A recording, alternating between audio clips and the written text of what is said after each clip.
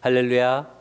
네, 이 밤에도 하나님 은혜를 사모하며 나오신 우리 모든 성도님들에게 하나님의 만져주심과 하나님의 새롭게 하신 은혜가 가득하시기를 주님의 이름으로 축복합니다.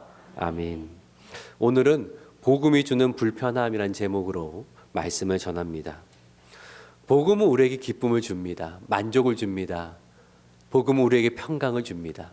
그런데요, 한편으로 복음은 우리에게 불편함을 주기도 한다라는 것입니다. 복음은요, 내 삶의 편안한 영역을 떠나게 만들기도 하고, 복음은 나에게 익숙한 것을 버리게 만들기도 한다라는 거예요. 그러한 불편함이 있습니다. 그런데 복음이 주는 불편함을 우리가 받아들이고 순종할 때에는 하나님이 주신 놀라운 새 역사를 경험할 수 있게 된다라는 것입니다. 올해 표어가 새해를 행하실 하나님을 기대하라는 것입니다. 새해를 행하실 하나님을 기대하는 사람은 이 복음이 주는 불편함을 감사로 받고 또 순종하며 나아갈 수 있어야 됩니다. 오늘 이 바울의 이야기를 볼 텐데요. 로마의 한 작은 집에서 하나님 나라의 말씀을 강론하는 바울의 이야기를 통하여서 복음이 주는 불편함이 무엇인지를 살펴보려고 합니다. 이를 통하여서 복음이 주는 불편함을 따름으로 복음의 능력을 경험하는 저와 여러분 되기를 주님의 이름으로 축복합니다. 아멘. 두 가지를 말씀을 드리려고 합니다. 첫 번째는 복음이 우리로 하여금 편안함을 불편함으로 나아가게 하고요. 익숙함에서 또 그것을 버리는 불편함으로 나아가게 한다라는 것입니다. 첫 번째로 우리는 복음으로 인하여서 편안함이 불편함이 되어지는 역사를 경험하게 됩니다. 사람들은요, 편안함을 추구합니다. 오늘 고생하는 것은 미래의 편안함을 위해서입니다. 제가 유학 시절 한인교회를 섬길 때에 한 성도님이 주일을 제외하고는 하루도 쉬지 않고 매일 일을 하시는 겁니다. 휴가도 가지 않으시고요, 매일 가게 문을 열어서 아침 일찍부터 밤 늦게까지 그렇게 일을 하셨어요. 이유는 다 한 가지였습니다. 노년의 때에 편안함을 누리기 위해서 그렇게 오늘 열심히 고생하시는 그런 모습을 뵌 적이 있습니다. 오늘 본문의 바울도 노년의 시기입니다. 젊을 때는 고생하는 건 마다하지 않지만 이제는 좀 편안함을 택할 수 있는 시기입니다. 근데 바울은 여전히 편안한 것보다 불편함을 택하는 것을 보게 됩니다. 어찌 보면 세상의 편안함이 바울에게는 불편함이 된 것이 아닌가라는 생각이 든다라는 거예요. 오늘 바로 앞에 이야기를 잠시 되짚어 보면 바울이 로마에 이르자 미결수 신분으로 황제 근위대장에게 인계되었습니다. 보통 바울의 같은 미결수 신분은 감옥에 감금되는 것이 일반적인 것인데 근위대장은 바울로 하여금 이 재판 전까지는 감옥 밖에서 살 수 있도록 배려를 해줬습니다. 하나님의 놀라운 섭리였죠.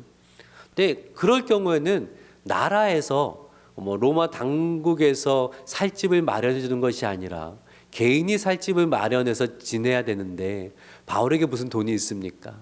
로마 교회 또 빌립보 교회 헌금을 가지고 살아가고 있었기 때문에 넓고 좀 편한 집을 구할 수는 없었고 상당히 허름하고 좁은 집에 거했을 것입니다. 손목은 쇠사슬에 매여 있었기 때문에 자유롭게 밖으로 나가지는 못했지만 하지만 오는 사람은 자유롭게 맞이할 수 있었죠. 먼저 로마에 사는 유대교 어른들이 바울을 찾아왔고요. 근데 바울은 자신의 이야기를 하는데 내가 이렇게 황제에게 상소하고 사슬에 매여 있는 것은 내 동정 유대인들을 해하려 함이 아니라 우리가 오랫동안 기다려왔던 메시아 되시는 예수 그리스도에 대한 소망 때문입니다라고 해명을 합니다. 그리고 그 이유로 계속해서 사람들이 약속을 하고 날짜를 정하고 바울을 찾아오는데 오늘 본문 23절의 말씀입니다. 우리 23절을 찾아서 우리 같이 한번 읽어볼까요? 시작. 그들이 날짜를 정하고 그가 유숙한 집에 많이 오니 바울이 아침부터 저녁까지 강론하여 하나님의 나라를 증언하고 모세 율법과 선지자의 말을 가지고 예수에 대하여 권하더라. 자, 오늘 말씀을 보니까 유대인들은 날짜를 정하고 바울이 거하는 집에 많이 왔다라고 합니다. 사실 번역이 조금 아쉬운 부분이 있는데요. 왜냐하면 이 많이라고 번역된 원래 헬라어를 보면 이건 비교급입니다. 더 많이 왔다라는 거예요. 더 많이. 처음에는 유대교 어른들만 바울을 찾아왔었는데 그 다음부터는 복음에 관심을 가지고 있는 유대인들이 계속 바울을 찾아왔는데 점점 더 많은 사람들이 바울을 찾아오게 되었다라는 거예요. 그리고 바울은 찾아온 사람들에게 아침부터 저녁까지 하나님 말씀을 강론했습니다. 여기서 아침으로 번역된 프로이라는 단어는요, 날이 새자마자 시각을 가리킵니다. 아주 이른 아침, 새벽 동틀 무렵, 그때를 가리키는 단어이거든요. 그 이른 아침부터 저녁 해 질 때까지 온종일 바울은 하나님 말씀을 강론했다라는 거예요. 하루 종일 말씀을 듣는 거, 이것도 열정이 대단한 거죠. 근데 저는 말씀을 전하고 가르치는 입장에서 참 바울이 참으로 대단하시다 이런 생각이 들더라고요.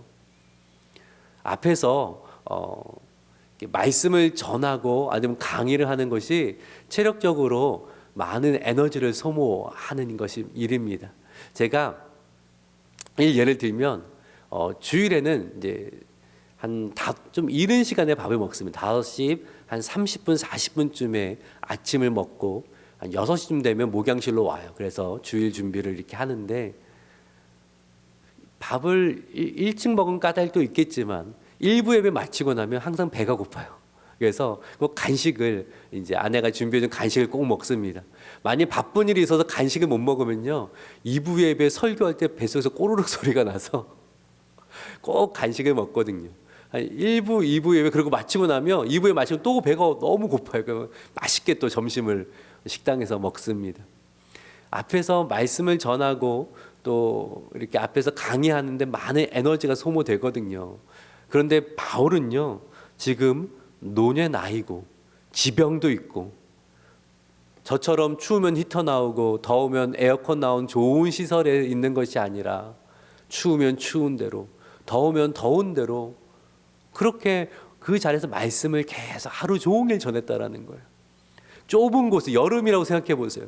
그 좁은 공간에서 사람이 빡빡하게 같이 앉아 있고 바람은 통하지 않고 땀을 빗 흘리면서 종일 말씀을 전하는 것이 얼마나 바울에게는 힘든 일이었겠습니까?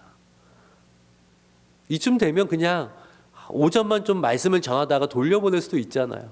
일주일에 2번 정도만 사람들 초청해서 말씀을 전하고 나머지 때는 좀 쉴 수도 있잖아요. 근데 바울은 그렇게 하지 않아요. 찾아온 사람들은 마다하지 않고 이른 아침부터 오면 이른 아침부터 해 질 때까지 자신의 생명을 아끼지 않고 말씀을 전하고 복음을 전했다라는 것입니다. 바울은 로마에서만 그런 것이 아니에요. 바울의 이 사역을 보면요, 그는 예수님을 영접한 이후에, 사도로 부르심을 받은 이후에 편안함을 따른 적이 단 한 번도 없었습니다. 1차 선교 여행 중 루스트라에서 어떤 일이 있었는지 기억하시나요?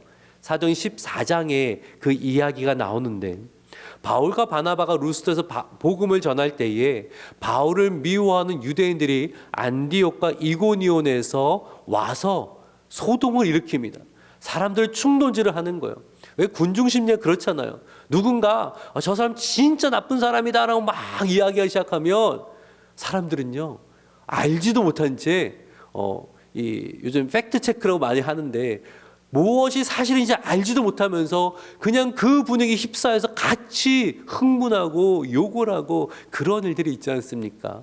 루스트에서 그런 일이 생긴 겁니다. 사람들 우르르 몰려와서 저 사람은 사기꾼이다, 저 사람은 소동케 하는 자다, 사회 악이다, 막 그렇게 이야기를 하니까 사람들이 흥분해서 바울을 폭행을 하는데 돌을 던지기 시작하고 폭행하고 어느 정도였냐면 바울이 죽은 줄로 알고 성 밖으로 질질 끌고 나갔어요. 다행히 죽지 않고 기절만 했던 거예요. 정신 차리고 일어나서 바울이 그 다음에 뭐 했어요? 저 같으면 무섭고 화가 나서 루스드라는 쳐다보지도 않을 텐데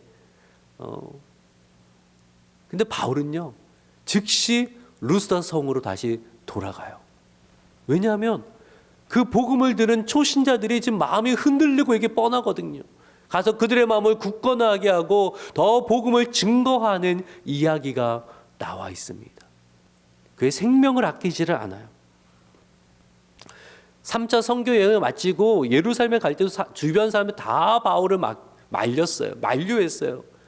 왜냐하면 예루살렘에 가면 바울을 기다린 것은 환난과 결박이라고 하셨거든요. 주의 종이 예언을 했거든요. 가지 마십시오. 근데 바울이 뭐라고 하는지 사도행 20장 24절을 제가 읽어드리겠습니다. 내가 달려갈 길과 주 예수께 받은 사명 고 하나님의 은혜의 복음을 증언한 일을 마치려 하면은 나의 생명조차 조금 더 귀한 것으로 여기지 아니하노라. 사명을 위해서라면 나는 생명을 귀한 것으로 여기지 않겠습니다.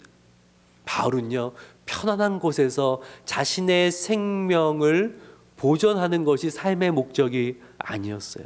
오히려 그 생명을 나누기 위해서 불편하고 힘든 곳으로 나아갔다라는 거예요. 왜냐하면 그의 생명의 가치는 나를 통해 드러나는 것이 아니라 그 생명의 가치는 다른 사람을 통해 빛이 난다라는 것을 바울은 알고 있었기 때문이었습니다.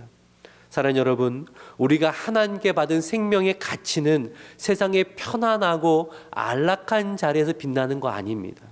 하나님 주신 사명을 따라 그 생명을 아끼지 않고 나눌 때에 그 생명이 비로소 빛을 발하게 된다라는 거예요. 여러분 어떤 은사를 받으셨습니까? 그 은사가 빛나는 자리가 어디던가요? 편안한 자리가 아니라 사실은 사명을 감당하는 불편한 자리입니다. 기도의 은사를 받은 사람은요 편안한 소파에 앉아있을 때 그 기도의 은사가 빛이 나는 것이 아니라 골방에서 무릎 꿇고 눈물로 기도할 때에 그때 그 은사가 빛을 발하는 거잖아요. 말씀의 가르침의 은사를 받은 사람은 힘들지만 치열하게 말씀을 연구하고 묵상하고 준비하고 가르칠 때 빛이 나지 편안하게 TV 보면서 편안하게 쉴 때 그 은사가 빛이 나는 게 아니거든요. 제가 제 컴퓨터 파일을 이렇게 보다가 작년에 설교한 파일을 이렇게 개수를 봤더니 세지더라고요. 컴퓨터가 세주더라고요. 그랬더니 232개가 있더라고요. 1년 동안 232번의 설교를 제가 이제 이렇게 새벽 기도나 주일 수요 이런 설교를 했습니다.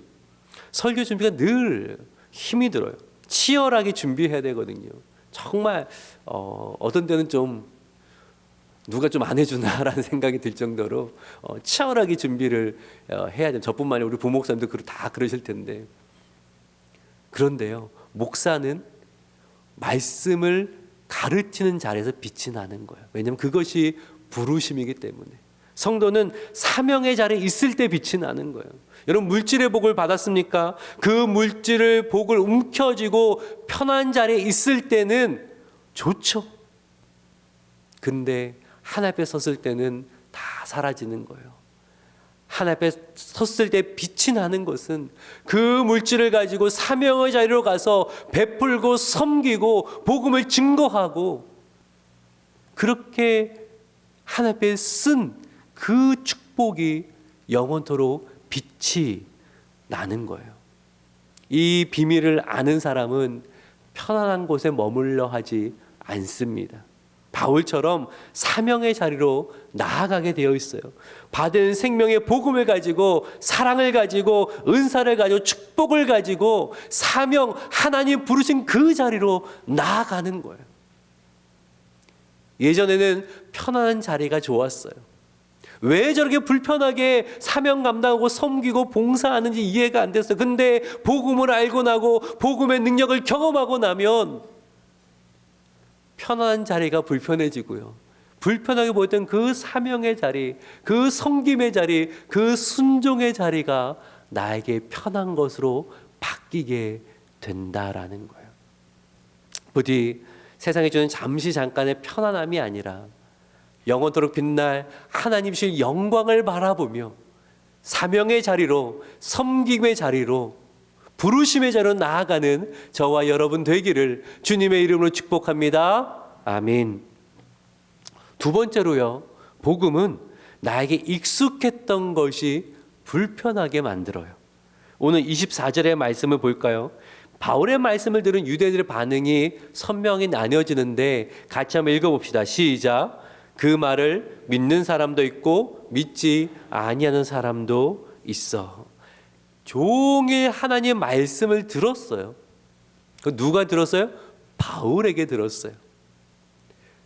사람들이 같은 장소에 모여서 바울에게 동일한 말씀을 들었지만 믿는 사람도 있고 믿지 않는 사람도 있었어요. 왜 이런 일이 발생할까요?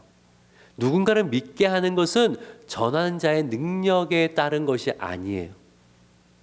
간혹 가족에게 복음을 전했는데, 지인에게 복음을 전했는데 거부당한 것으로 낙심한 분을 뵐 때가 있어요. 이건 낙심할 일이 아니에요.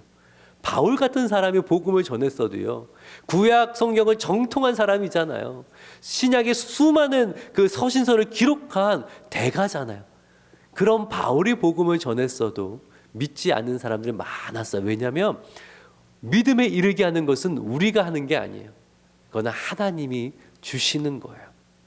전하는 자는 그저 하나님의 뜻에 따라서 순종함으로 말씀을 전하다 보면, 복음을 증거하다 보면 하나님이 예비하신, 하나님 택하신 자를 만날 때가 있어요.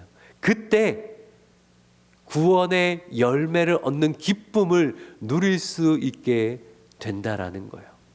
제가 누군가를 전도한 분의 이야기를 들으면 공통적으로 말씀하세요. 목사님, 저는 물론 기도하셨죠. 근데 어떤 때는 목사님, 저는 만나서 한 번 이야기했거든요.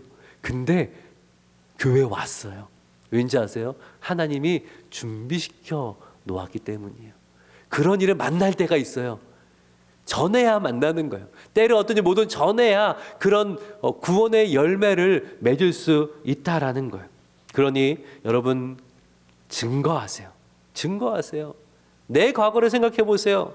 어릴 적부터 순전한 마음으로 저는 말씀을 늘 따랐습니다 하는 분 손들어 보세요.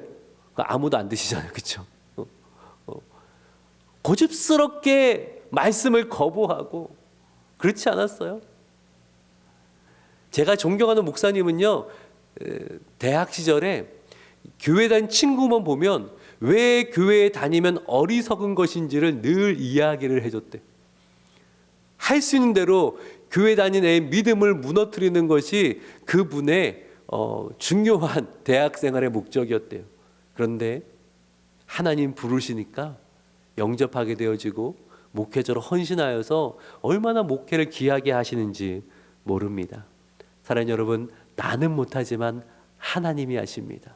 하나님이 하세요. 그러니 낙심하지 말고 포기하지 말고 기도하며 복음을 전한 저와 여러분 되기를 주님의 이름으로 축복합니다. 아멘. 자, 오늘 좀 더 보기 원하는 것은 복음이 들어서자 어떤 현상이 나타났냐면 익숙함에 대한 불편함이 나타났어요. 익숙함에 대한 불편함. 25절을 보니까 그 다음에 보세요. 서로 맞지 아니하여 흩어질 때에 라고 되어 있어요. 서로 맞지 아니하여 갈라섰다라는 거예요. 지금 바울에게 온 사람들은요, 유대인들이고요, 로마에 살고 있고 유대교에 속해 있고 대부분 가난한 하층민 노동자였어요. 공통점이 상당히 많았어요. 같은 배경, 종교, 환경, 서로 일치하는 부분이 많아서 함께 바울을 보러 온 거였어요. 근데 복음을 들고 나니까 그 공동체 일치가 깨지게 되었어요. 복음이 들어가니까 일치가, 조화가 깨져버렸어요. 예수님이 이런 말씀하신 기억나세요?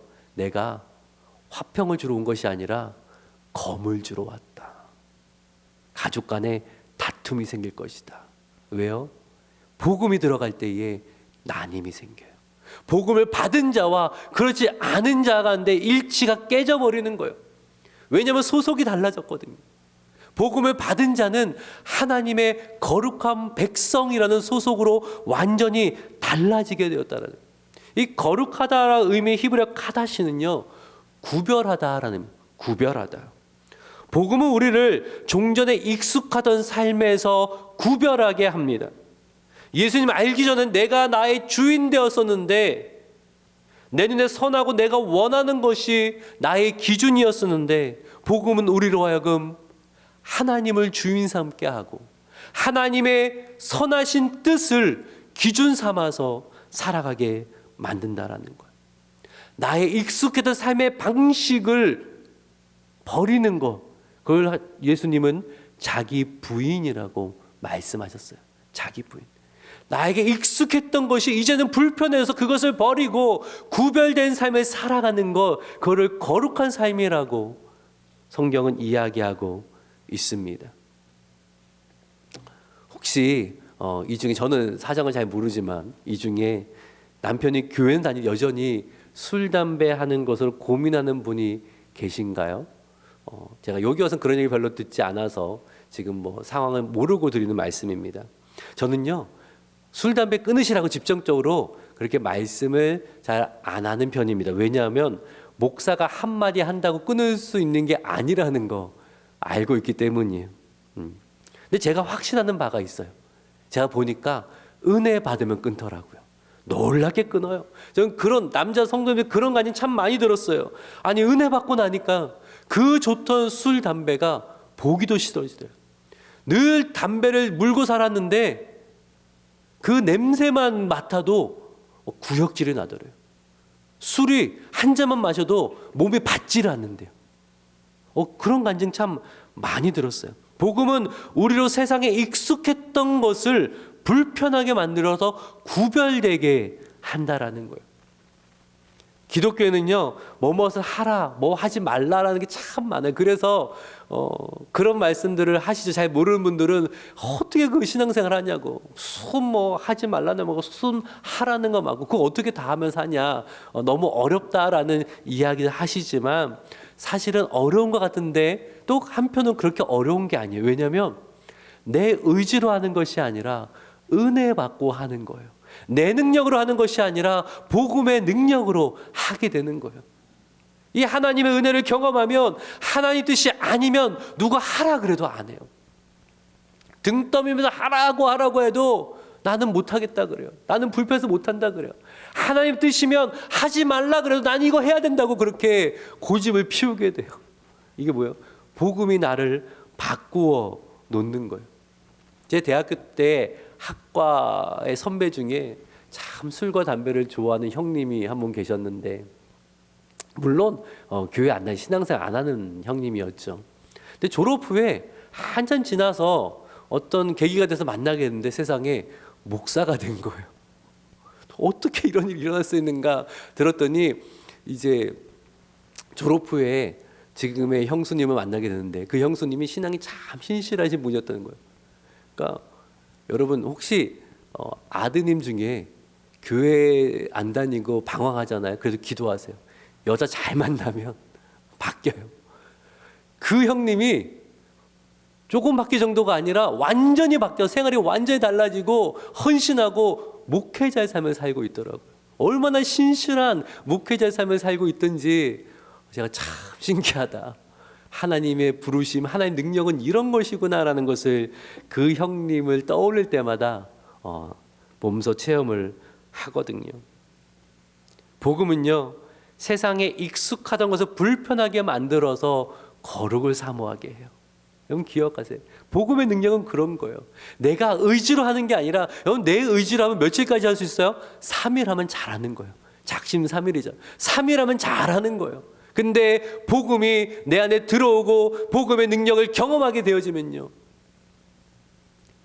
성령께서 나로 하여금 바뀌게 만들어요. 종전에 익숙했던 것이 불편해지고 거룩한 것을 사모하며 복음의 삶을 살게 한다라는 거예요. 그러기에 여러분 복음을 날마다 경험하셔야 되는 거예요. 날마다 복음을 가까이 하고 날마다 복음을 듣고 복음의 삶을 살아가면 되는 거예요. 여러분 주변에 변화가 필요한 사람들이 있습니까? 내 배우자가 변화가 필요합니까? 내 자녀가 새롭게 되어야 됩니까? 내 힘으로 되는 거 아니에요. 아무리 잔소리 해봐야 안 돼요. 뭐 잔소리 한다고 바뀌었으면 우리 가족은 완전 다 바뀌어서 그렇지 않아요? 세상 걱정할 게 뭐가 있어요? 아무리 잔소리하고 혼내도 자녀 바뀌지 않아요. 남편 바뀌지 않아요. 복음만이 나의 배우자를, 나의 자녀를 바뀌게 할 줄로 믿습니다. 그러니 내 사랑하는 가족이 복음에 부딪히도록, 나의 사랑하는 지인이 복음을 경험할 수 있도록 눈물로 기도하시기를 바랍니다. 복음이 나를 새롭게 하고, 복음이 우리의 가정을 일으키며, 복음이 우리의 교회를 새롭게 할 줄로 믿습니다. 말씀을 마칩니다. 오늘은 복음이 주는 불편함이라는 제목으로 말씀을 전했습니다. 복음은 우리에게 불편함을 줍니다. 예전에 선호했던 편안함이 불편해지고, 예전에 이해할 수 없던 불편한 사명의 자리, 순종의 자리, 섬김의 자리가 나의 마음에게 평강을 주더라는 거죠. 예전에 익숙했던 것이 불편해지고 하나님 자녀로서 거룩한 삶을 살고자 하는 그러한 열망이 생기게 된다라는 것입니다. 그것이 복음의 능력입니다. 그래서 날마다 복음 앞에 서시며 날마다 복음을 붙들고 복음의 능력으로 살아가시기를 바랍니다. 그 복음의 능력이 저와 여러분을 새롭게 하고 우리의 가정을 새롭게 하며 우리 교회를 일으키며 하나님의 새 역사를 경험케 할 줄로 믿습니다. 날마다 복음으로 살고 복음의 능력을 경험하며 복음을 자랑하는 저와 여러분 되기를 주님의 이름으로 축복합니다. 아멘.